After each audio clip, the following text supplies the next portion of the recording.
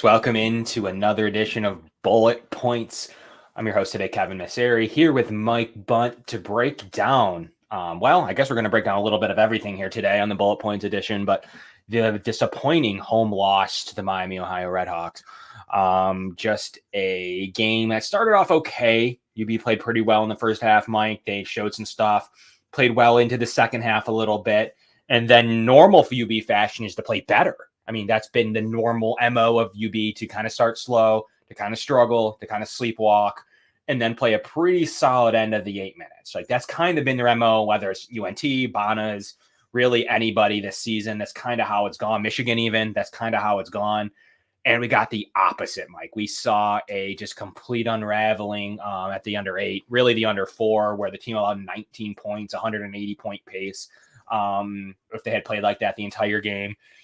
A stretch where Miami did get hot, but the UB defense had something to say about that.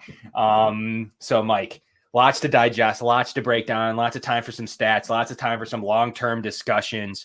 But this isn't just a one-off, Mike. This is coming off of a bad SFA loss. This is coming off of a Michigan loss where Michigan's playing, has been played like crap down the stretch. This is coming off of a barely winning against UNT. This is coming off of a Bonas loss without their best player. This is coming off of a Canisius loss. Mike, they have a losing record against D1 teams. Are you officially concerned December 29th? Absolutely, I'm concerned.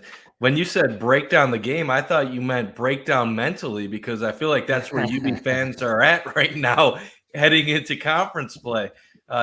This is a nightmare. This is panic time. And, yeah, there's a lot of time to turn things around, but you just lost to the net 300th ranked team in Canisius, and you think your first game back after that, you'd want to tear your opponent to shreds, and you just now lost to a team ranked near 200th in the country in the net. There's no more excusing games as, well, that's a good opponent. It's okay to lose. These are games that are not okay to lose, and Miami, Ohio, I do want to give them credit. They do have some ability, and they almost knocked off Cincinnati earlier this year, and they have some talent. But coming off that Canisius loss, this was a game that UB could not afford to give away, especially open up Mid-American Conference play. I thought in the beginning part of the first half and then later stages that this was a game that UB had control. They had a double-digit lead early in the second half. I thought they were about to pull away and win this one by 13, 14 points. But again, defense let them down. I don't know what got into them, but they allowed 58 points in the second half against a Mid-American Conference team.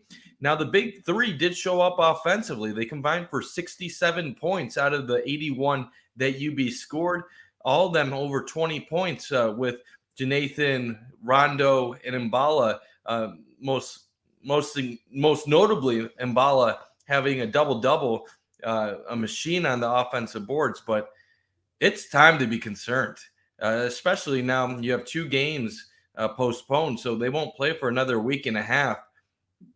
You can't afford to give away games in conference play. So, yes, it is time to be concerned. I mean, look, I had it at BPI 93.1% of a win at the 17 minutes remaining mark, 44-33 Buffalo, Miami. That is historically when UB, has shown some struggles early in the second half in times and then kind of picks it up. Like we've seen it all season long. So there is statistics there that say UB's in good shape. BPI has them as a 93% chance to win at that point. That means in ESPN's mind, Mike, that they only lose 7 out of 100 times its game is played at that point of that game. That's remarkable that they played that poorly. It's got to be said. I mean, they played that poorly. They started to get down, and you see this too much with this UB team where they get down, and then I don't know if they have what it takes to fight back into it. One thing I'm really concerned about is what's going on at these NBA camps when they're getting advice from these scouts, organizations on what to work on their game. Because this is 2 years in a row where you're seeing players come back and it's not working. Today I'm obviously I'm not talking about Mbala today. He's not the reason they lost the game, but just in general, you see Javon Graves last year go to the NBA camp, come back, looks like a shell of himself. Now he's doing all right post UB, but then you have Janathan, you have Mbala. They come back, you see Mbala putting up threes. Some aspects of his game, it just doesn't look like it's all gelling together. And then the team success is just not there. You have individuals that they put up good numbers. They look decent at times, but the team suffers. And 6-5, 0-1 in conference play. Like you mentioned, 4-5 against D1 opponents. And really, thank God they beat Western Kentucky and North Texas, because those are the only things really keeping us from elevating that panic level a little bit higher. But just a tough overall time for UB. I'm sure they're going to fight through this, and they're going to find a way to get better as a result. But playing without Jim Weitzel today, obviously Christmas break, it's going to be tough to get some momentum going when you're not playing that much basketball over the course of a month. And we got a buzzer beater alert. Kent State just went down to 2-10. CMU at the buzzer at home against CMU. So some MAC nuggets around the league.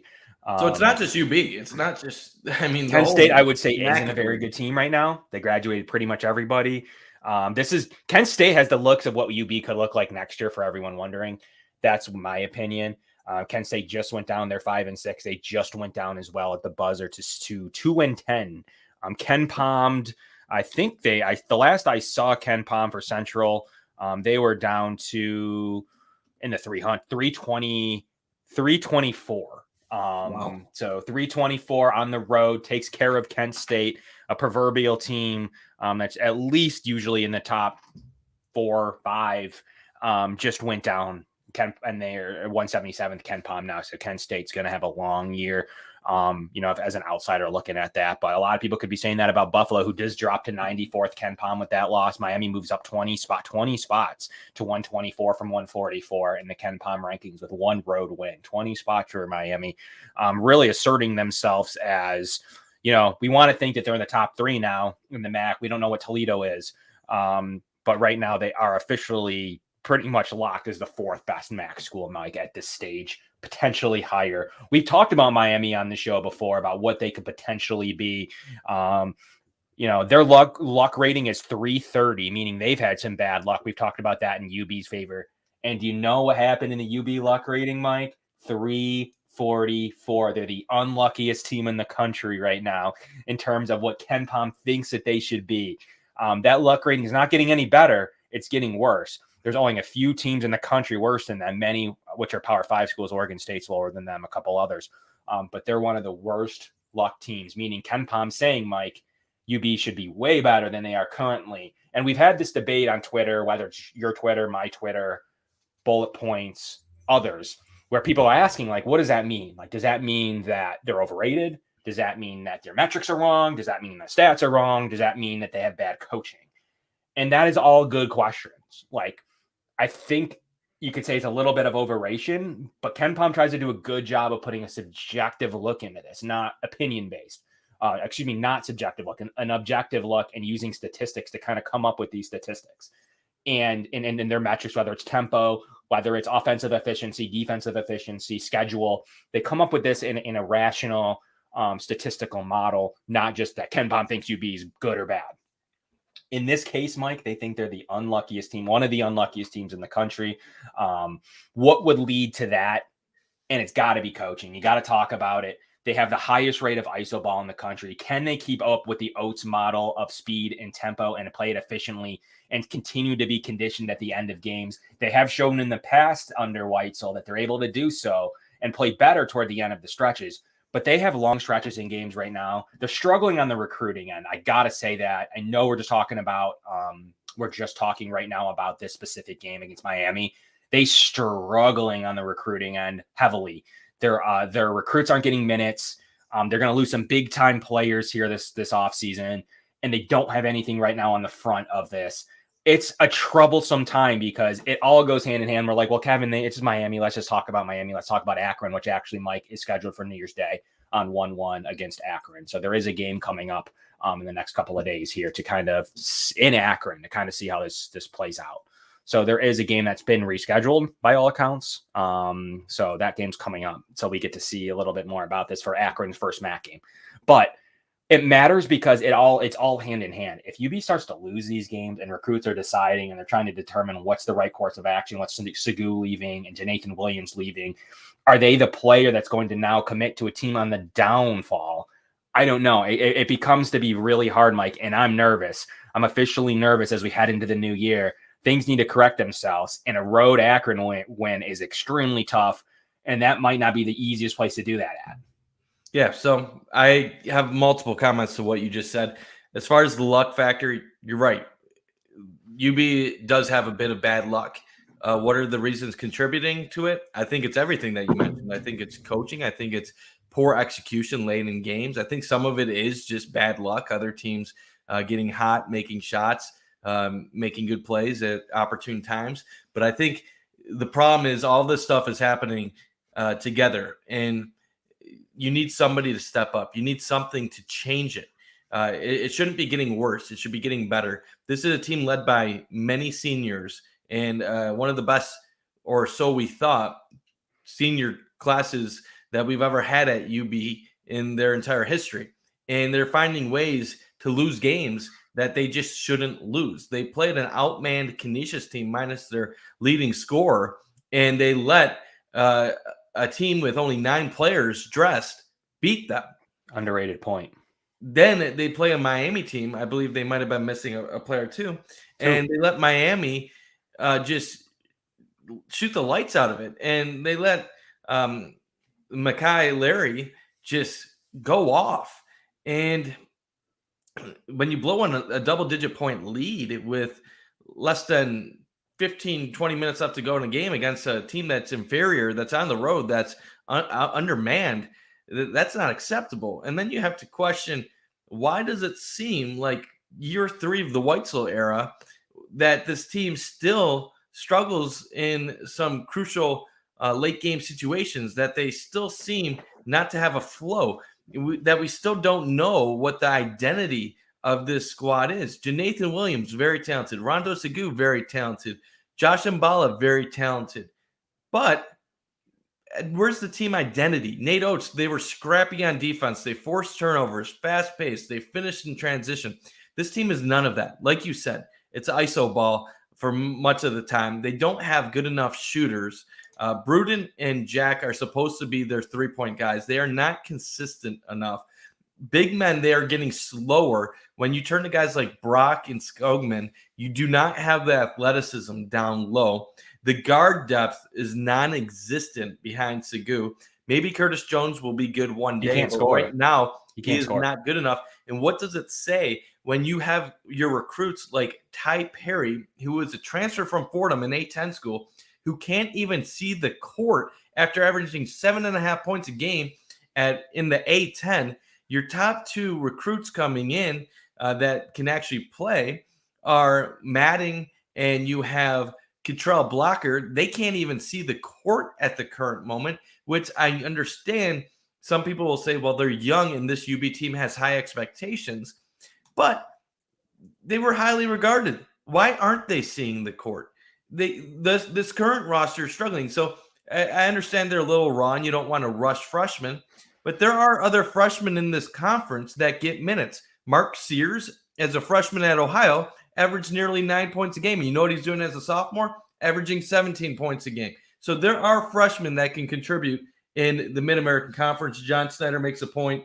No identity, no scrappy defense. Appreciate you commenting, John. And you know what? That's what happens when you have a team full of individuals and you don't have a team.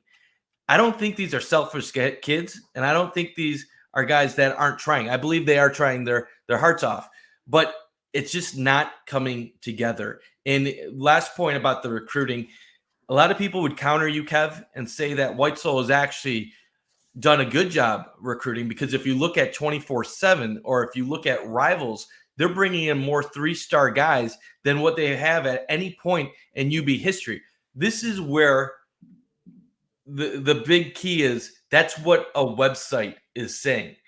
We love having the 3-star guys. It's exciting. It's fun. It's nice having the transfers coming in.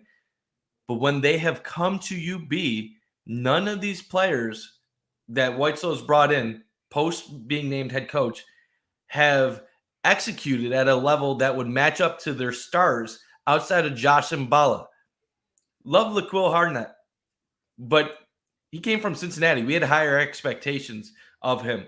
When you get a lot of these guys that are coming in like Ty Perry, where's the contribution?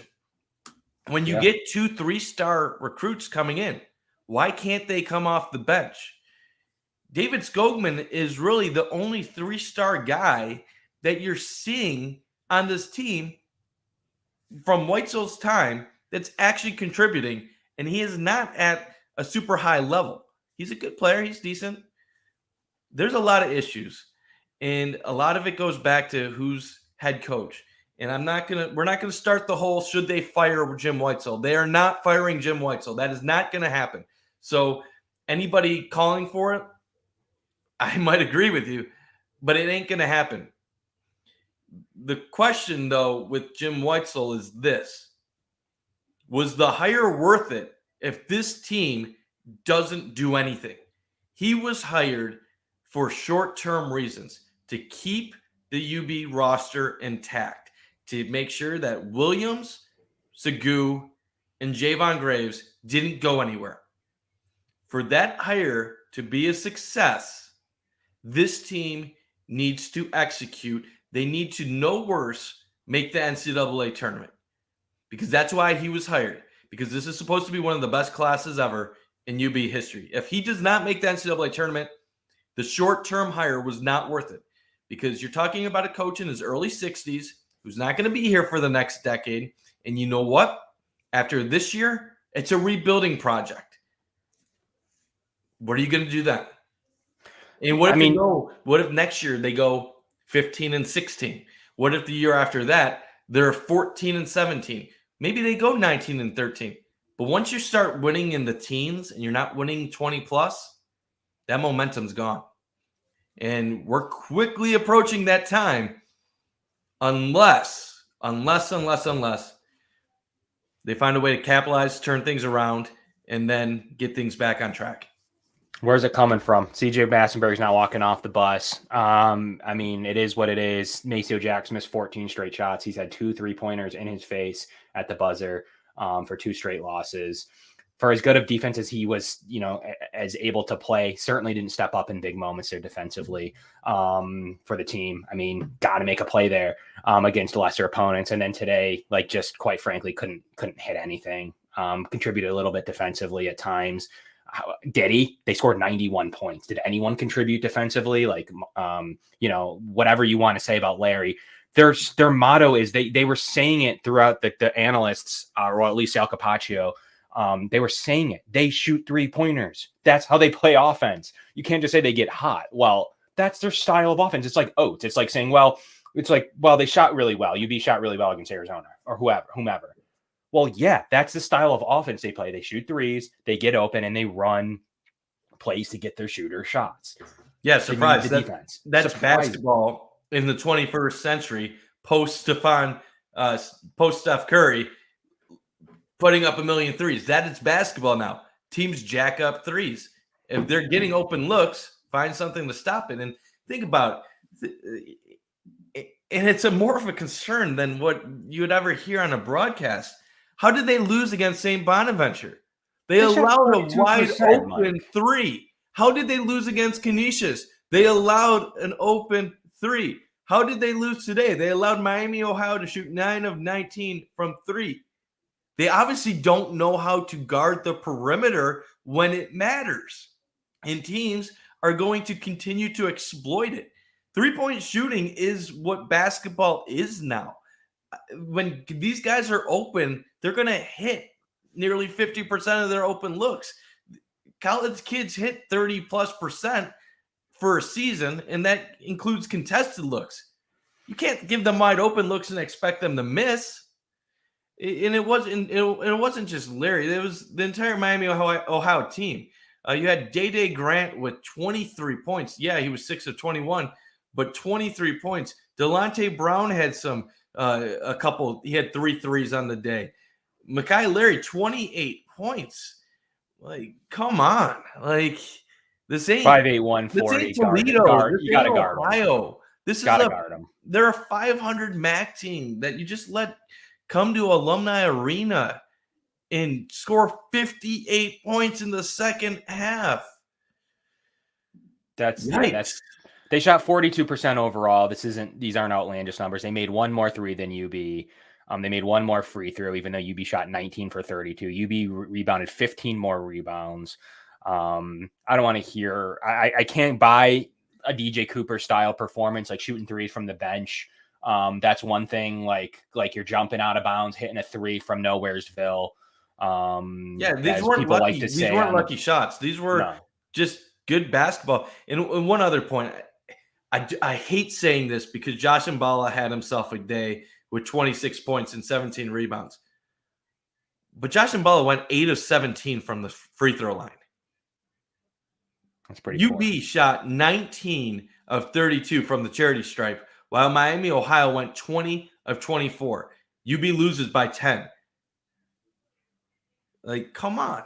This game should never have gotten down to the point where the Bulls could have actually lost it. I think their defense was as big of a problem as anything, though. Like, even 6 or 7 more points, Mike, they still lose. Yeah. The final score is 10, but let's be real. It was a close game until the final minutes. Then Miami gets a couple shots, and then they're shooting free throws the rest of the way. But UB had 55 rebounds. They out-rebounded Miami, Ohio 55 to 40, and UB had 23 offensive rebounds. It's baffling. If you would have told me that UB would have Williams, Segu, and Mballa all over 20 points and lost the game to Miami, no way. Can we talk about the bench performance for a minute? There is no bench in the country. What bench? That you cannot have 7 turnovers from your bench with 10 points. I'm sorry. That's a poor performance. LaQuell Hardnut had a horrible game. 2 rebounds, 5 fouls, 3 turnovers, and 2 points, 2 for 4 from the free throw line. I mean, that's horrible. Like, what are you doing? You just didn't come prepared to play. You looked like shit. The bench was 2 of 11 shooting. 2 of 11. Keyshawn Bruton had 3 straight turnovers. It just shouldn't see the floor again, and he's playing minutes. You shouldn't see the floor again. I'm sorry. That's period. You shouldn't see the floor again. Shot 2 for 5, 1 for 3 from 3, made an early 3, 4 rebounds, 3 turnovers, 2 fouls. Like, it's just poor. It's just poor bench. It's just poor bench performance. Like, that's just not good. That's just not good. The bench was horrible. They didn't contribute anything. Fagan did his thing with his 2 rebounds. Didn't give them anything offensively, but did get his 9 boards. Does give the team something. But outside of that, like, I mean, I see what Jones came in with 4 fouls, 1 point, 0 from 3 shooting, 1 for 2 from free throw. He's an offensive liability. Like, these guys are, I mean, if you're going to play Jones, that stat line to me proves, why can't you play Bruton? Why can't you play Madding? Why can't you play any, like, other players? Like, you got 10 minutes from Jones, the same in your doomsday scenario. Or do they have to look at practice to not even see the court when you have a bench that is contributing almost nothing to this team? That did that. Literally that. Like, literally what you're saying you're trying to avoid. You gave 10 minutes to Jones. He did nothing. He contributed nothing to that game. Nothing. He got good minutes that could help him down the road. But in this specific game, he did nothing. I watched every minute he played, and I'm a Jones fan. But that's a nothing stat line. You 4 fouls and 1 point, 0 for 3 shooting. You gave the team nothing. Like, I'm sorry. You can't use the argument that, like, I don't want to get in my players because they're going to be so detrimental to the team. Bruton was more detrimental than anybody at 18 The minutes. whole offseason was about the depth of this roster. When I went to practice prior to their exhibition game against Medaille, I talked to Coach Weitzel. I talked to Josh Mballa. Was depth. Nathan Williams, Rondo Segou. I asked them, what was different about this team from previous years? And they said, the depth. We got a bunch of guys. We can get some minutes. We can rest. And we're going to have the ability to reload. And you know what? I fell for it because you know what? It's not there. And early in the year, and I like it, comment right here saying Blocker needs to get them 10 minutes. He does. He needs to find a way to see the court because even if he is raw, you need him to develop. He's a 3-star recruit that you have invested a lot in that needs to be part of the future, and he's from the Rochester pipeline that you're hoping to continue recruiting hard because, to be honest, Rochester might do better with the recruiting and the ability coming out of that town than Buffalo does with generating solid recruits. But to finish up, Kev, you and I early in this season, we were very critical of how this team looked against Michigan and how they looked against Stephen F. Austin. And we got a lot of comments from people saying, you guys are being unfair to this team. Losses like this happen. And we knew they were going to lose to Michigan, but we did not like the way they came out of the gates. And then North Texas, they didn't look good for 30 minutes, but they got on a roll late and were able to squeak it off despite turning it over and giving North Texas a chance to tie it up.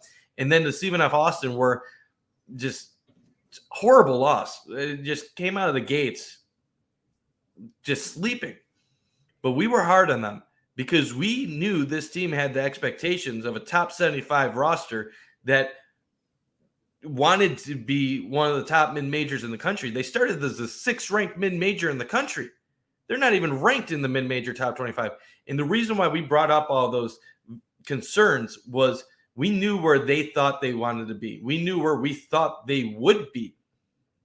But we knew the level of basketball they were playing at that point would not cut it. And you know what? Nothing has changed since that point. Give them credit for beating Western Kentucky, a team that ended up being Louisville and then beat Ole Miss. Give them credit for coming back against North Texas. But this team has not changed since the beginning of the year. They're still playing the type of basketball where they think they are better than what they actually are. They don't think they need to play with intangibles. They don't think they need to play tough defense. Their bench does not get minutes. This is a team that is lost. It doesn't mean it's going to continue that way. They have 2 months to turn it around. And I'm sure they're still going to be a top 4 team in the MAC because this conference sucks right now. But yeah, it's not good. This is not a lock team for the NCAA tournament. And if you ask me, where would you put this team? They're not at Ohio's level right now. They're not at Toledo's level. Hell, we'll find out if they're at Akron's level. They're not because that level is Miami. So the next tier is Miami and Akron. Yeah, and clearly they're not. So, and I don't care what the metrics say. I don't care that the metrics still say, "Oh, UB is the top team in the MAC." We saw today they're not. Yeah, metrics have them still even after the loss as the top team. They're getting closer to Ohio. No way. I don't care what those numbers tell me. I'm ignoring them. Akron's 135. They're the 5th best team in the MAC. And we're going to find out quickly. Mike, if they lose to the 4th and the 5th best MAC teams in back-to-back weeks or back-to-back games, they're the 6th best team in my opinion. I'm sorry. I can't lose back-to-back to the 4 and the 5 and not think that I'm the 6. I'm sorry. Any team in the MAC, minus some of those bottom feeders right now, the bottom feeder just beat won on a buzzer beater, though. Would beat Canisius. Yeah. Now, the only thing I'll give UB credit, Canisius came out and beat Florida Gulf Coast to their very next game. So that was a surprising win over a 10-win team for Canisius.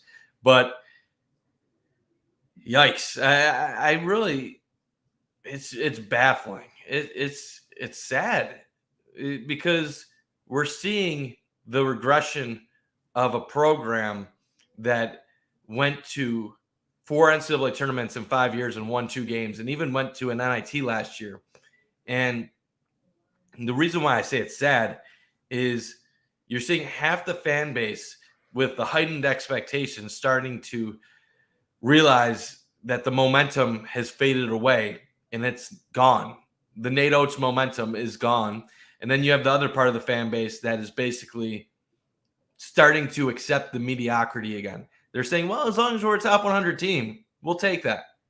We'll take that. Yeah. No, We're flirting in the 90s now. We're going back to How about this? this. ESPN has Akron 95% likely to beat UB. 95. If that happens, there will be fires burning. And I don't mean this to be hard on Reggie Witherspoon, because I do respect what Reggie Witherspoon did for the UB program, taking them out of probation and making them a respectable team, a respectable mid-major. But we're heading back to Reggie Ball at UB. And that's where you can have a couple good seasons. You might have a chance to win the MAC tournament, but don't expect to be consistently great. And I thought UB, when they had that taste of top 25, that taste of winning NCAA tournament games, I thought they wanted more of that. But it's becoming quite obvious that this administration doesn't have the same thirst for that as some of the fan base, and that what it will take to do that is too much work or too hard to do in a SUNY system. Yeah. And now I don't know what happened. Akron's now won 5 straight after looking pretty bad to start the season, after dropping a really close one to OSU, Ohio State. They've benched KJ Walton, so I don't know the story there. Their best player, their transfer in conference. They don't really have that deep of a team. They play Ali, Enrique Freeman, Brian Trimble, Xavier Castaneda, and Greg Tribble. That's it. That's literally it that gets minutes there, and especially when KJ Walton doesn't play. They have a couple other guys there on the bench that come off, a couple bench players there in Dawson and Clark. But I mean, they've won 5 straight. It's not a very good team. It's, at least for Akron standards, especially. I've watched some really good Akron teams in my day. Mike, probably so have you. This is not a very good Akron team by their standards, especially without their foreseeable player of the year candidate and a guy that they thought would be their best player. They took a step into the right direction and just straight up benched them. They just said, we don't like what's going on. We've lost a couple of games. We lost to Appalachian State and Fordham. We don't really like what's going on here. And I don't know if there's off the field stuff or what happened there, but he is now officially just not playing. I'm not really sure what's going on with their best player there. But he's just not getting any minutes. They really play 5 players and then give Dawson some minutes off the bench. I mean, that's really it. If they can't come away with this, Mike, even though it is on the road, it's not a very long trip. We've all made it to Akron, at least I have. It's just, they got to come away with a win. They're the better team. They need to prove that they're the top team in the MAC. If they go to Akron and just were like, well, it was Akron, everybody loses at Akron. Yeah, well, that proves to me you're the 6th overall MAC team, because you've lost to the second tier team, back to the second tier. If you lose to Akron after already losing to Miami, that means the Kent games aren't going to be easy. And there is no such thing as an easy conference game. Let's be real. But it starts the cycle of no game is going to be easy. Outside of, obviously, some of the crappy opponents like maybe CMU and Western are pretty bad. CMU winning to Kent and hit a buzzer beater. Yeah. It's you know what, watch UB go on a run and shut us up. And you know what? I hope they do. I would love nothing more than UB to end up going 16-4, 17-3 in conference and make this conversation look like a joke at the end of the season. I would love that. I love eating my words when it means my teams that I cheer on and I watch are successful. So I hope that happens. But this is if Canisius wasn't a dose of reality, this is the second dose of reality for this UB squad. And you know what? I'm sure there's some people in the program that watch our shows and think these two fanboys are just ridiculous. They are too negative. They're too critical. They don't know what they're talking about. And we know, and you know what? We do know there's some people that think that about us, because there's people that we get comments that think that we're too negative. And to be honest, we have to toe a line when we talk about UB, because we do get some access to the teams, and we do have the ability to talk to the players and get some information. But these players need to hear it. I mean, a lot of times, not to sound like the old man in the room, you see a team lose by 10 and they're still posting highlight videos of their one dunk earlier in the game. this team needs to realize That's a hot button for the your fans, though. individuals, your individual work is not getting it done. You guys go to the university at Buffalo, like you have expectations. I was told before the year that MAC championship was the goal. I had one player tell me Sweet 16. At this point, I hope you guys make it to the MAC semifinals. and I'm laughing at that because I do expect that. But do you? But like here's what's fun, because this is a MAC semifinal game. This is a MAC semifinal game today that they came short of. So yeah, this is a game you'll need to win to make the finals against Toledo or Ohio. Right here, literally right here. So I hope that's not the goal, but everyone will point to like, well, the first year, they've lost and they went on a streak. They kind of did that last year a little bit. This team's very streaky in this regime, but like, so what's the outcome though? So they've done it. So the precedent set. What was the outcome? Losing to the 12 seed Miami. That's what I have to look forward to after the run, or running out of steam against a team that Ohio actually buzzsawed them, just actually boat showed them. Like sure, like I guess that's great that they go and make it to the like you said, the semifinals or even the finals, as in last year's case, or two years ago the case was losing in the campus game. So I need more than that though. So what is the Canisius game back to back with a home opener against Miami prove to me that there's going to be some struggles, that there's more evidence that they're going to struggle than that they're going to be able to buzzsaw through the MAC. Like that could change. We saw them get rolled by Ball State and then go back and absolutely trounce them. Like we've seen some evidence of that kind of thing at times. But like, I need the next step though. I don't need you just to trounce Ball State in the regular season, or you to go to Miami and win next time that you play. Looks like actually 1-8. I don't know if that game got postponed, but very, very, when is that next game against Miami? It looks like they play Miami. Next game against Miami is February 22nd. Okay, 22nd. Okay, sorry. So the 22nd. So when they go to Miami in the 22nd and they win, great. Like that's just like one small step of what we're asking for here. We're asking for you to do that, to win in Miami, and then not get bounced in the first quarterfinal game or get absolutely rolled in the finals. Like, prove to me that you cannot get trounced the next time you play Miami. Great. Prove to me that you can win a semifinal game, and then prove to me you can win a finals game, and then show then shut us up, right? I mean, that's the way to shut us up. The way to shut us up isn't winning 4 regular season games, maybe winning a quarterfinal game and losing this to Makai Larry 3-point shooting fest, which is what Miami, Ohio does. I know that, and I don't coach, right? I know just looking at their metrics what they like to do, and they like to put up a lot of threes. That's how they like to play. They like to run out the clock really on offense. Like they like to find those open looks and not play a ton of tempo. But like, it doesn't take a rocket scientist to look that up and to see Miami, Ohio's tempo is 216. I know they're not going to run tempo on me. Let me adjust to that. I know that their adjusted offense here is 56, that they're fairly offensive, and that they're 253 on defense. Let's make them work for it. You didn't see it here today. And I need those adjustments. All right. Like, I think that there's some game planning that needs to be done a little bit better. As Mike, I think you were the one that posted this. The ISO percentages are just way too high. And this is why I think the whole Weitzel conversation exists in the first place. If the talent is there, which we've been told the talent is there, but the results aren't. Why aren't the results there? Well, you tell me, Mike. Coaching. If the reason why people liked Reggie in spite of the results was because they didn't believe Reggie had the best talent. He overperformed. So they overperformed. Yep. The difference now is everybody their luck was like high. Yeah, everybody believes now that this is a talented team, that the coaching isn't getting the most out of. So the question is this is it the players or is it the coach? If it's the coach that can't get the talent to perform, what's going to happen when the talent is less than what it is right now?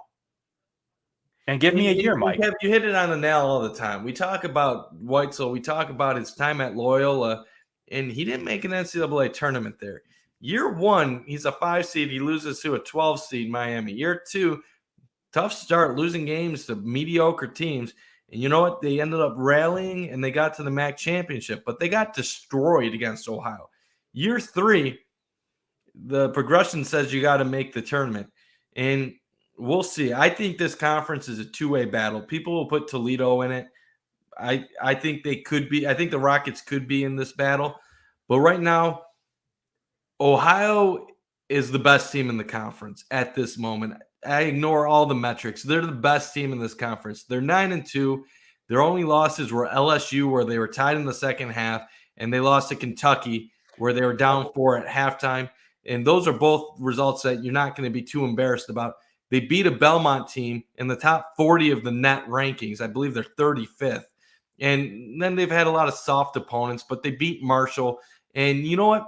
They're doing this without London McDay, who's out for personal reasons. I don't know if he's even going to be back. Dwight Wilson isn't playing. They've been undermanned, and they're probably going to be undermanned the entire season.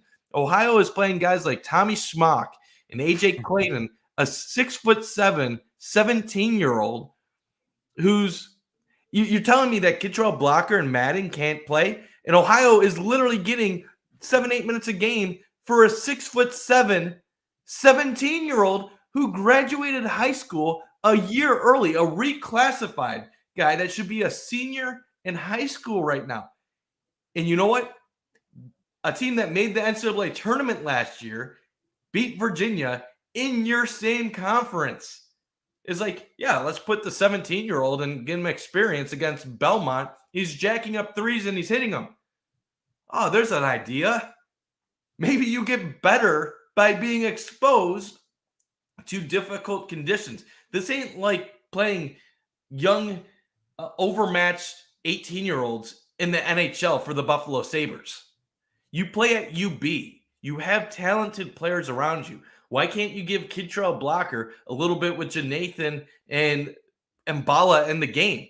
So he's not I'm here for it. Overmatched. Like, I'm not a head coach. You need it for the future too. Like, you don't just need it to get the production out of them today. Yeah, you need to prepare.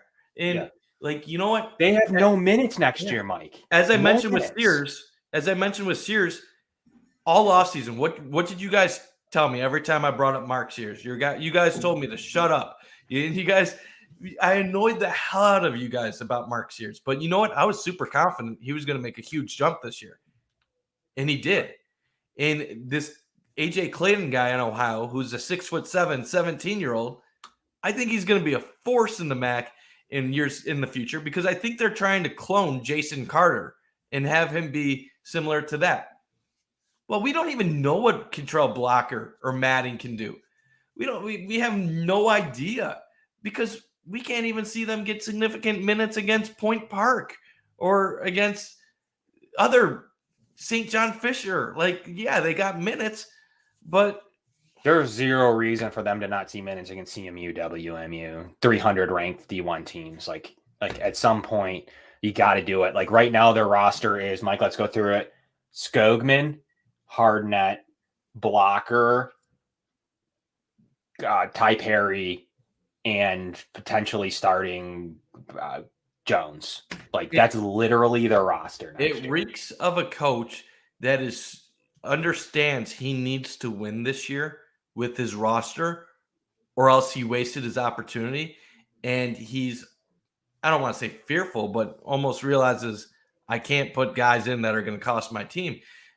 And I see a different, I would rather see a different approach where you're looking to what you need in March, not what you need these guys to get minutes, because at some point with COVID, with everything else going on, you might need to rely on them. And we'll see. Mike, there's a lot to talk about. There's a lot to digest. They play Akron once again in 2 days, so we'll get back to you, 3 days, excuse me. We'll get back to you potentially early next week, maybe this weekend. We'll see what's going on with the schedules here at Bullet Points, but we would at least probably like to do something around that Akron game, because then I think there is a semi-break at that point after that game. Like, I don't know when the next time they'll be on the court. Is that 1-4 game against NIU postponed? Is that one done? 1-8 against Ball? That one is supposed to be done. I'm sorry about earlier when I said UB wasn't going to play for a while. I didn't even. They got a new. Totally forgot about the Akron game, but obviously EMU was postponed, and NIU was postponed. Was Bowling Green postponed too?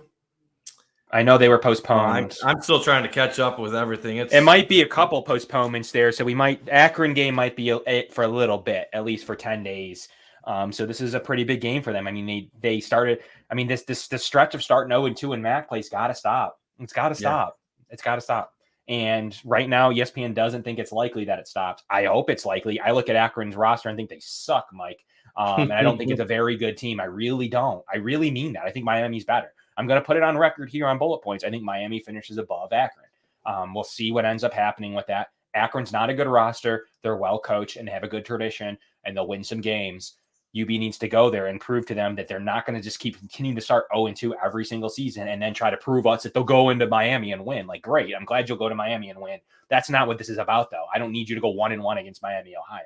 I need you to actually put forth an effort in every single game that you don't lose double digits at home after a Canisius loss. That's what I'm asking for here. I need you to play up to your metrics, and I need you to make adjustments. Get rid of ISO ball, play defense, get back on defense after you miss a long three. Can't stand it.